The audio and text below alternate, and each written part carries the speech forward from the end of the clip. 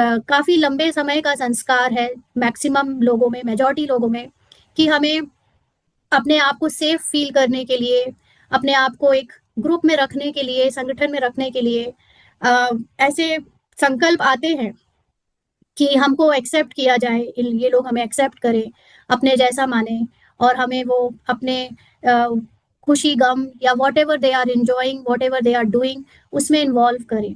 तो जनरली ये जो ईगो की लेयर है माइंड में, वो लोगों के बीच में ही सेफ्टी ढूंढता है कि मुझे लोगों के बीच में जब होती हूँ तो सेफ हूँ। मैं अगर अलग थलग हो गई, मैं अकेली रह गई तो क्या होगा मेरा, मैं अकेला रह गया तो क्या होगा मेरा। जैसे ऑफिस में ही कई बार आपके साथ के कलीग्स होते हैं, है ना, या समाज में कुछ लोग होते हैं कि उनका अपना बड़ा संगठन है, ग्रुप है, और वो लोग एक सोच, एक लाइफ स्टाइल, एक ही तरीके से जीते हैं। बट अगर हम थोड़े अलग थलग पड़ जाते हैं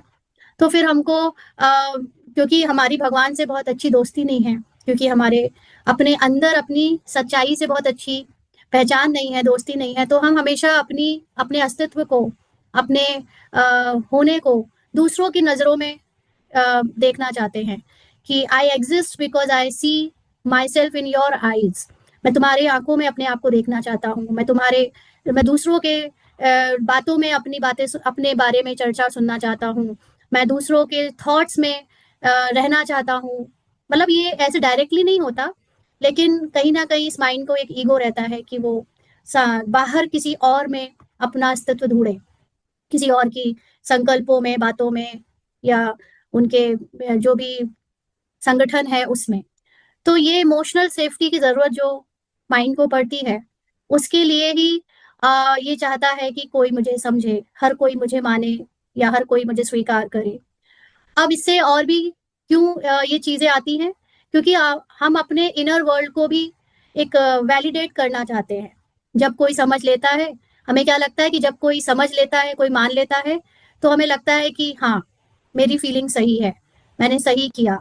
मैं अकेला नहीं हूँ ना, या मुझे देखा गया है, तो what ever I have done, what ever I am doing, मैं जो हूँ वो सबने मान लिया है, वैलिडेट हो गया है। तो मुझे इस चीज का एक रहता है कि जो लोग मुझे देख रहे हैं, जान रहे हैं, मान रहे हैं, तो मतलब मैं ठीक हूँ। तो ये एक वैलिडेशन के लिए भी हम जनरली दूसरों की आंखों में देखते हैं। एक छोटा सा बच्चा नहीं होता है, शैतानी करने के बाद अपनी माँ की आंखों में देखता है कि माँ ने स्वीकार कर लिया, एक्सेप्ट कर लिया, तो मतलब सबने कर लिया। तो वो एक अंदर अपने सेल्फ कॉन्फिडेंस की कमी के कारण कह लो, अपने सोर्स से, जो हमारा ट्रुथ है, भगवान है, परमात्मा है, उससे दूरी होने के कारण हम मनुष्यों के बीच में अपनी वैलिडिटी ढूंढते हैं कि हम ठीक हो रहे हैं, हमको सब माने, कहें कि हाँ तुम सही करती हो। और ऐसा करने के बाद हम थोड़ा रिलैक्स्ड हो जाते हैं, रिलीव्ड हो जाते हैं, हमारा दिल थोड़ा हल्का हो जाता है कि चलो इन लोगों ने मान लिया। इसलिए कई बार हमसे रोल में कुछ हो भी जाता है, तो हम फिर तुरंत दूसरों को बताकर या एक उनसे ये सुनना चाहते हैं कि हाँ तुमने ठीक किया, तो हाँ को ऐसा तो होता ही है ना। तो हमेशा हम लोग एक दूसरे को फोन लगाएंगे या एक दूसरे से बताएंगे, उसकी सफाई देंगे, और जब वो कह देगा सामने वाला कि हाँ ठीक है, तो वी आर नाउ रिलीव्ड। तो ये जो लोग हमें समझें या लोग हमें एक्सेप्ट करें, ये सारी चीजें जो है वो क्या है, ये है लोअर फ्रीक्वेंसी का एक संस्कार, जिसका आधार है डर, फियर। तो ये जो लोअर फ्रीक्वेंसी का संस्कार है, जिसमें ये संस्कार इसलिए इमर्ज होता है क्योंकि हमें रिजेक्शन से डर लगता है। संगठन वाले, समाज वाले, परिवार वाले, या ये जो लोग हैं ह्यूमन फॉर्म में या कोई भी फॉर्म में, वो मुझे रिजेक्ट ना कर दे। तो उस डर से जो है मैं ये ऐसा करने की कोशिश करता हूँ कि मुझे सब लोग स्वीकार करें, मैं ऐसा रहूं। या जज करने के डर से, लोग मुझे जज करेंगे, तो हम हमेशा दूसरों से पूछते रहते हैं, मैं ठीक तो लग रहा हूँ, मैं ठीक बोल रहा हूँ, मैं ठीक चल रहा हूँ, मैं ठीक कर रहा हूँ, है ना। या डर किस चीज का, मिसअंडरस्टूड का, मुझे कोई गलत ना समझ ले। या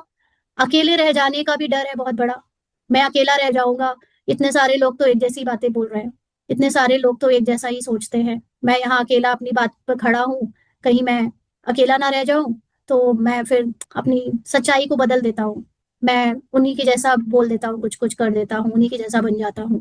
है ना। या मैं बहुत अच्छा नहीं हूँ, इस चीज का डर,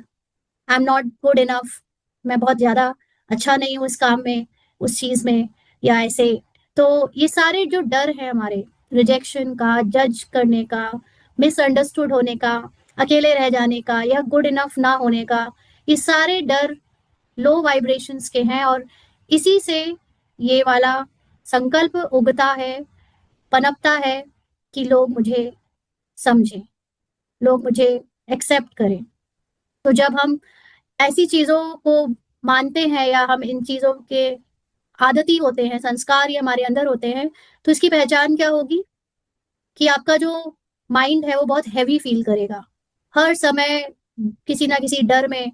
हर समय अपनी किसी ना किसी बात के संकल्पों में उलझा रहेगा।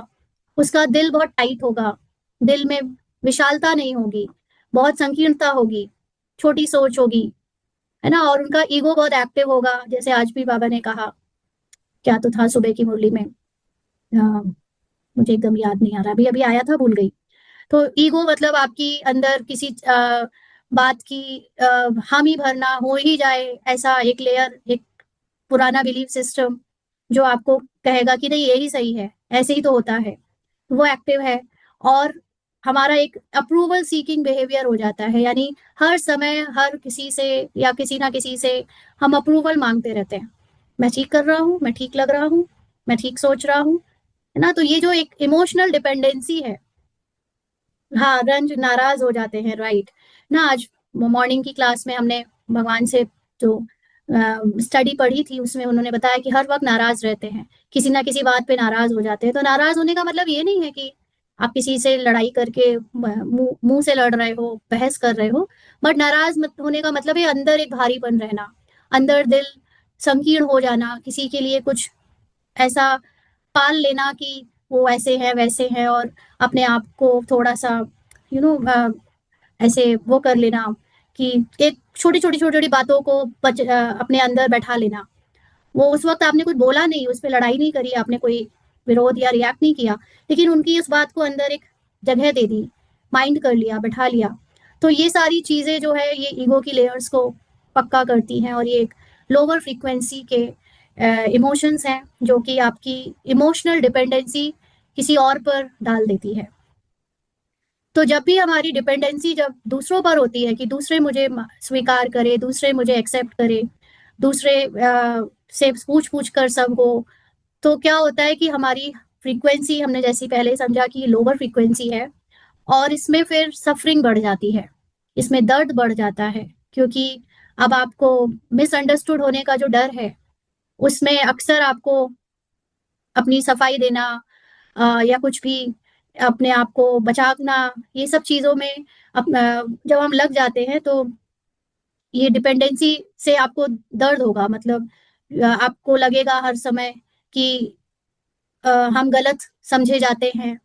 या हमारा इंटेंशन जो है वो लोग हमेशा ट्विस्ट करके या उसको चेंज करके दूसरों को बताते हैं, हमारे इंटेंशन को ट्विस्ट कर दिया जाता है ना, हमें जज किया जाता है, और समझा जा जो ये समझते हैं कि हाँ इन लोगों ने मुझे समझा है, तो एक रिलीफ देता है। तो जब भी हमारा पीस, हमारी शांति दूसरों के परसेप्शन पे डिपेंड करती है कि दूसरे क्या सोचते हैं, तो हमारी जो वाइब्रेशन है वो नीचे गिर जाती है, वो फॉल हो जाती है। तो उस समय हमारे जैसे छोटे बच्चे नहीं होते हैं, माँ गुस्सा हो जाए तो बच्चे क्या कहते हैं, प्लीज मुझे देखो ना,